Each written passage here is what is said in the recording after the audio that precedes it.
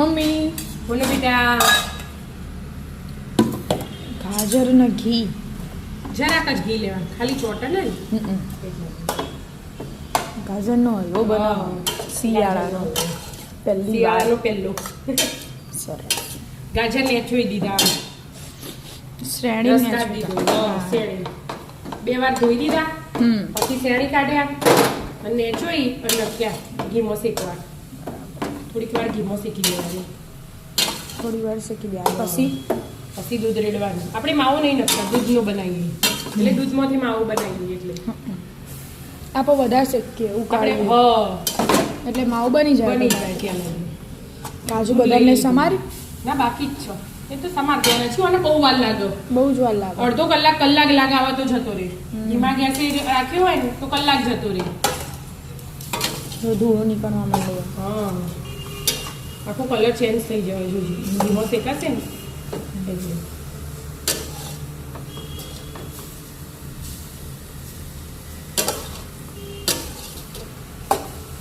હવે થઈ ગયું. હજી થોડીક વાર થોડી વાર મલાઈ વાળું દૂધ રેડ દઈએ આપણે.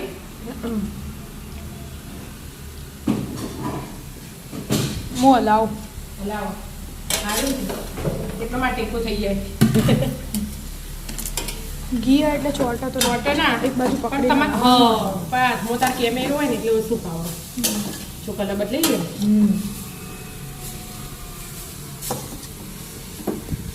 દૂધ રેડ દેવાનું. 2 તપેલીઓ લાવી દીધી. આ જો મલાઈ હાથે જ રેડ દેવાની, તાજી મલાઈ ને. હા એટલે પેલું માવા વાળો બની જાય. હા બાટકી ભરી જેટલી મલાઈ હશે.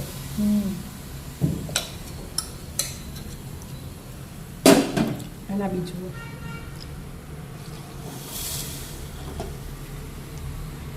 કિલો એટલે લીટર દૂધ રેડ દેવાનું અને 1 વાટકી જેટલી મલાઈ હોય તો વધારે થઈ જાય. આપણે ઘરનું લઈએ ને એટલે માપતા નહીં કોઈ. હા માપવાનું હોય તો આપણે ઘેર ખાવા બનાવતા હોય એટલે વધારે હોય તો એ વધુ ના આવે.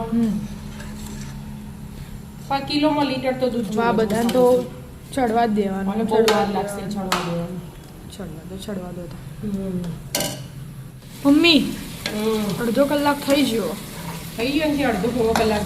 હા આ પરીક્ષા તું વાંચવા બે જઈ હતી અને હું મારે બીજું એક્સ્ટ્રા કામ કરતી હતી. જો આ દ્રાક્ષ નાખી દો પહેલાં. દ્રાક્ષ ફૂલીને મોટી કાજુ બદામ નાખી દો. કાજુ બદામ હવે ચડી રહેવા દે. હજુ 15-20 મિનિટ જેવું તો થશે તો એટલે આખો કલાક તો થઈ જ જાય. ઇલાયચી નાખી દે. ના ઇલાયચી છેલ્લો હા ઇલાયચી વહેલા નાખી દઈએ તો એનો ભ્રમ મળી જાય. એની સ્મેલ હોય ને એ ચડે એટલે જતી રહે. ઇલાયચી ચડવા ના હોય.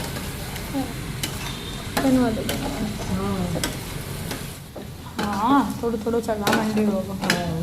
કડ નાખી ગળે બનાવવા. હા કેટલી વાટકી? 2 વાટકી લઈ લીધી. 2 વાટકી. ગળે તો આપણે હવે ના કોઈ મોડું ખાતું હોય, કોઈ ગળ્યું ખાતું હોય હવે ખોડનું એ પ્રમાણે એટલે હવે લાલ કલર પકડશે. ખોડ પકડશે ને હવે તૈયારી જ છે. 5-10 મિનિટમાં થઈ જાય. સારું. પણ ખોડે કોઈ વહેલા નાખી દે, કોઈ મોડા નાખી દે. એવું વહેલાય ના ખાય. વહેલાય ન ખાય. પાછું બદામને નાખ્યું એ વખત ન ખાય. હા એટલે એ ન ખાય. હવાની પદ્ધતિ જેવી રીતે નખવું હોય ને એવી રીતે ન ખાય. ચડવા દો. હંગાત નખો તો એ બધું પડ્યું હંગાત ચડી જાય. ચડવા દો. હા કલર તો આવી ગયો. થઈ ગયું બેટા. થઈ ગયું. આ ઇલાયચી નાખી દો ને. ઇલાયચીની સ્મેલ મસ્ત આવે, સ્વાદી મસ્ત આવે. સ્મેલ આવી. હા આવી ને જો દૂધ બધું વાઈટ હે ને માવો થઈ ગયો. મલાઈ દૂધ ને નથી થયું. આ ભગવાનને ધરાવું ને પેલું કાઢી મસ્ત પોણી ના રહેવું જોઈએ એમ. આપણે આ બનાવીએ તો આવો કોળો થઈ જાય. પોણી હા કોઈ આ ઘી ખાલી દેખાય થોડુંક. બધા છવી દઈએ ને મલાઈ વધારે હતી ને એટલે. આવી જાઓ મિત્રો ગાજરનો હલવો ખાવા. રાધે રાધે. રાધે રાધે.